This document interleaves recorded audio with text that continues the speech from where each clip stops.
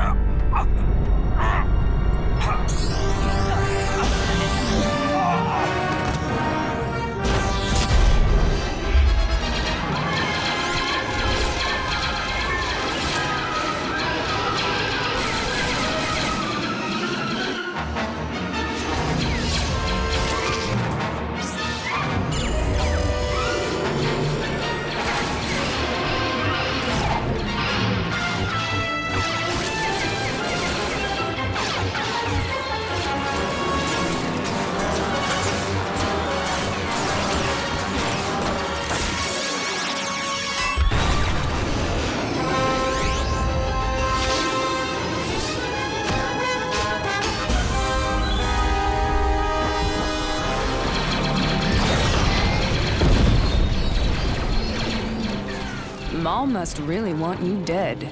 You have no idea.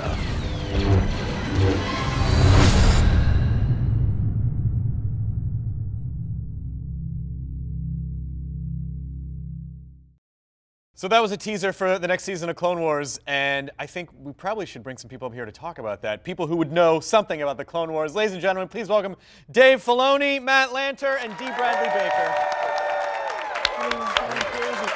Hey man, good to see you. Hey, nice to see you, man. Dee, how are you? Welcome. Thank you. Thanks. This is, are you guys okay with this couch configuration? I think we're good. Yeah, Matt's There's all the way enough over space there. between us. Yeah. It's okay. Well, you got a bobblehead, and if you want, there's a Gungan whoopee cushion in the back there. If you want to, there's heard a Jar Jar about that. whoopee cushion if you want to. I heard about sit on that. So welcome to Star Wars Celebration. What is this experience like for you guys? What is it like? Because I feel like there was a time when voiceover actors weren't. I mean, of course you're all over the television set, but there was a time when voiceover actors were hidden in the shadows, and now everyone knows your faces. So how's the experience been like? It's really fun to see fans, and it's fun to kind of come home to Star Wars. To something that I've just loved since it first came out so much. Yeah. And to be here as a fan, but also as part of the show, it's an absolute thrill. Yeah. Matt, have you done voiceover work before? This is my first venture into voiceover. Since this, I've done some more, but it's an amazing part of the industry to be in, and everybody in this side of it is just really cool, really fun, and particularly with Star Wars. Yeah. I think everybody who's working on it loves Star Wars. And I think that's just a common bond for all of us. And coming to something like this with all the fans, you'd kind of mentioned it's like it has a family feel. It feels like you've come home to family and friends, and you all have something to just celebrate and have fun with, and it's just like a fun party. Part of the Star Wars family. How about that? Well, especially it's funny because I've worked with Dee a bunch on animated stuff, and you kind of go in and you're like, I got this voiceover thing, I could do this. Then you see someone like Dee work, and you're like, no, that's how you're supposed to do that. Yeah, the guys on this show and the women are just incredible. I feel so honored to be a part of what these guys are doing. It's incredible. Dave, how do you when you're approaching Clone Wars, you're essentially creating Star Wars canon with every episode. Yeah. So does that weigh on you at all, or do you try not to think about it? I mean, I think people they don't understand quite how it works, because when you start out and you get this job and you meet George Lucas and you're going to work with him on making Star Wars, and he's laying out the groundwork, and then he says, okay, go and do it.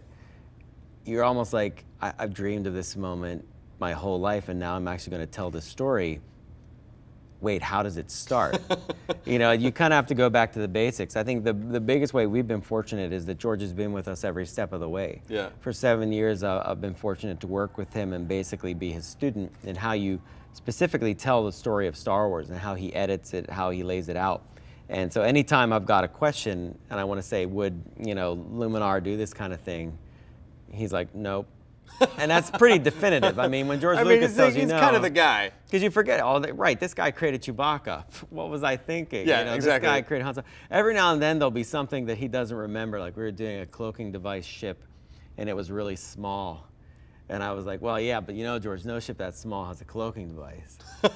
And he was like, just job. looked at me, and I was like, you know, from like your movie, the whole thing. And I'll show myself out. he's like, well, this one's small and it has a cloaking device. And I'm like, we can go with that. We can totally go with that. It's fine. I'll come up. But I wrote a line for Anakin in it where he actually says, well, no ship usually that small has a cloaking device. Like we covered it because I know the fans and I know how they'll react to stuff. So it's kind of a way you can get out in front of it and make it in universe and still cohesive. But George is basically a living, walking around character Bible.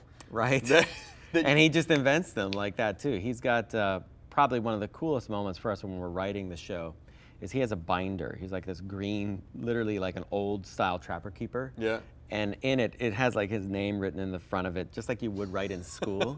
But this is the original binder that he notated the Star Wars.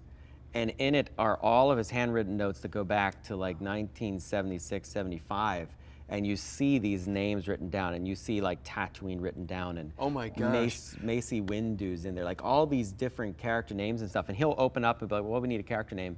And he'll go through, and he has like a whole bunch of pages of planets and a whole bunch of pages of names. And so he's still sourcing from a lot of original material for what we do in Clone Wars, the same way he did in the prequels, the same way he did the original trilogy. He pulls out, you know, old style Ralph McQuarrie, Joe Johnston, John Molo designs, and we put them in the show. And that, you know, again, he's such a key cohesive part of what makes this, I think, feel more like Star Wars.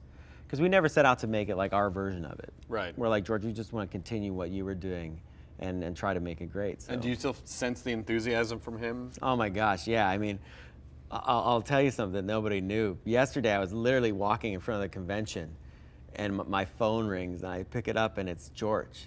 And I'm standing there like surrounded by Star Wars fans. And he's like, hey, I got some notes for you on an episode. I'm like, really? Let me put you on speakerphone. This is like, you know where I am. Yep, how's it going down there? I'm like, oh, it's going great. Everyone's having a great time. People seem to know shit. It's like, oh, great. Well, so in this scene, and he starts going, I'm like scribbling notes. I'm out on the grass. Oh, that's with a insane. scrap of paper taking notes with people waiting to talk to me. And I'm like holding the phone. I'm like, yep. So your life at this point, do you ever have those moments where you go, all right, I was in a horrible accident and I'm in a coma right now, and this isn't real. It's very strange, but you know, I guess my point is just he's so enthusiastic. He just loves watching the show, and he's always a part of it. Basically every Wednesday or Tuesday he's in to watch another color episode, and it's just like sitting down and, all right, George, here's your latest episode. Let's watch it.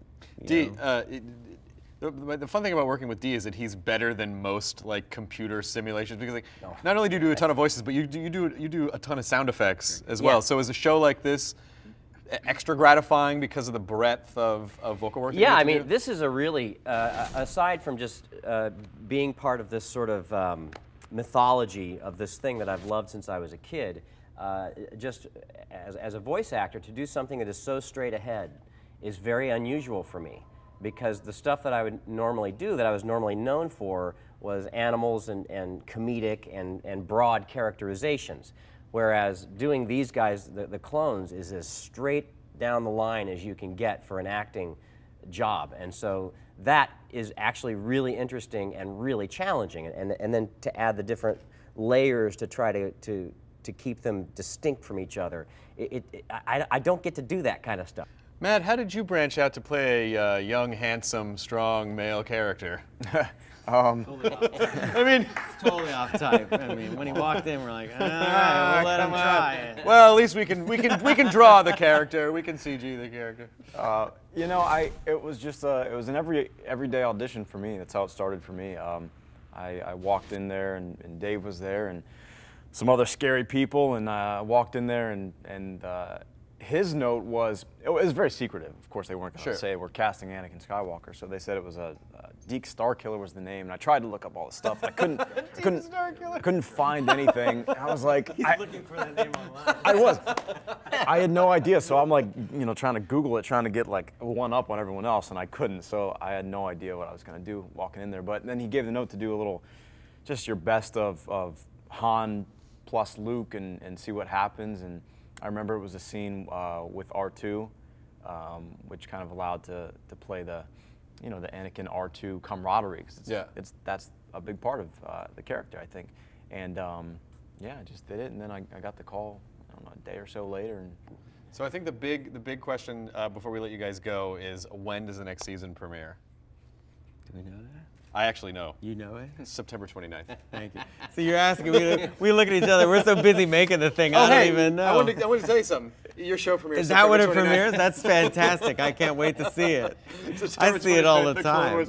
Yeah, it's constantly premiering for you, because you're seeing rough cuts. Oh, man, you don't we're even so know. far ahead, and you are always working on like 6 or 8 episodes at one time. Yeah, so what the premiere has been there. I've seen it. It's good. It's really good. I'm really excited about it for you guys to see it. I always have to remember that the fans haven't seen it, and I go, because we're so far ahead. Look, my PR people are like, oh, what's he doing? But no, it's fantastic. You're going to love it. It's fantastic. Because you guys, another fun thing about voiceover is that it takes so long from recording to when the show actually airs. That's not fun. That's like torture. But then you get to watch like a fan, because you probably forget most of the stuff that you're like, oh, that's right. Absolutely, that's true. But then you also see the fullness of how it's realized too, which is, that can often be very different from how it was recorded.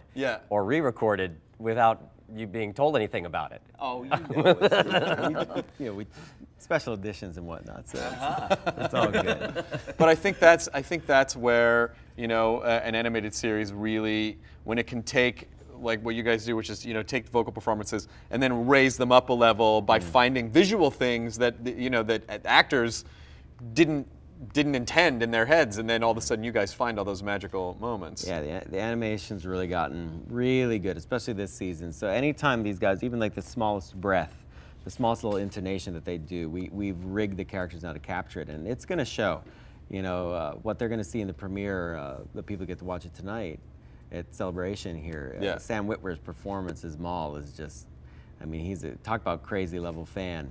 He brings it every time he's playing that guy, because he knows how much people like the character and how controversial it is to bring him back. So they're in for a treat when they get to see it.